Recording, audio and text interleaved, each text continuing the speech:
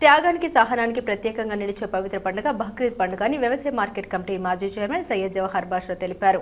మండల కేంద్రమైన సిద్ధవటం గ్రామ శివార్లోని ఈద్గా మైదానంలో బక్రీద్ పండుగ సందర్భంగా ముస్లిం సోదరులు పెద్ద ఎత్తున చేరుకుని ప్రత్యేక ప్రార్థన నిర్వహించారు.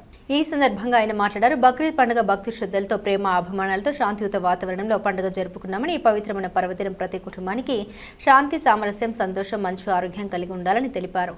రాష్ట్రం మంచి అభివృద్ధి కార్యక్రమాల్లో నడవాలని అల్లాహకు ప్రత్యేక ప్రార్థన చేశామని రాష్ట్ర ముఖ్యమంత్రి చంద్రబాబు నాయుడు రాష్ట్ర అభివృద్ధి కోసం ఆయన చేస్తున్న కృషి అన్ని సామాజిక వర్గాల ప్రజల ఆశీస్సులు తప్పకుండా ఉంటాయని తెలిపారు.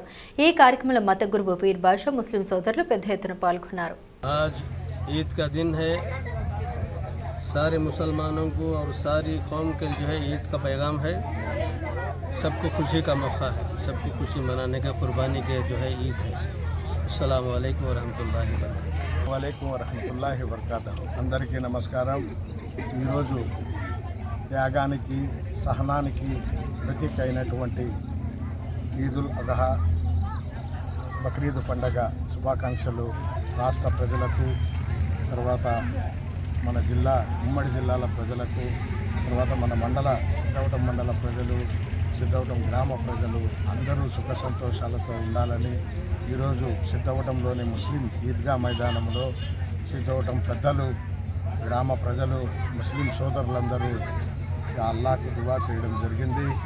అలాగే రాబో కాలంలో రాష్ట్రం బ్రహ్మాండంగా అభివృద్ధి చెందాలని, తర్వాత ఇదే విధంగా ఈ గ్రామాలన్నీ సుఖ సంతోషాలతో ఐక్యతతో ఉండాలని ఆ భగవంతుని ప్రార్థించడం జరిగింది.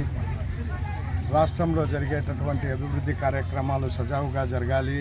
కులమతాలకు అతీతంగా ప్రతి ఒక్కరూ మెలగాలని, మనం భిన్నత్వంలో ఏకత్వంగా జీవిస్తున్నాము. అన్ని కులాలు, అన్ని మతాలు కలిసికట్టుగా మన దేశంలో ఉన్నటువంటి విషయం మనమందరము గమనించుకొని ఎలాంటి అపోహలకు, ఇంకొక విధంగా ఒకరిని గౌరవించుకుంటూ, ఒకరి కులాలకు, ఒకరి మతాలకు ఒకరు విలువలించుకుంటూ సుఖ సంతోషాలతో దేశాన్ని మరియు రాష్ట్రాన్ని అభివృద్ధి పరుచుకోవాలని మనసారా కోరుకుంటూ, మరొక్కసారి అల్లా అందరికీ మంచి దీవెనలు ఇచ్చి, మంచి గుణగణాలు ఇచ్చి బాగా అభివృద్ధి చెందాలని చెప్పి మనసారా కోరుకుంటూ, రాష్ట్రంలో పరిపాలిస్తున్న రాష్ట్ర ముఖ్యమంత్రి వర్యులకు, తర్వాత కూటమి నేతలకందరికీ బ్రహ్మాండంగా ఆరోగ్యాలు ప్రసాదించి వారికి అన్ని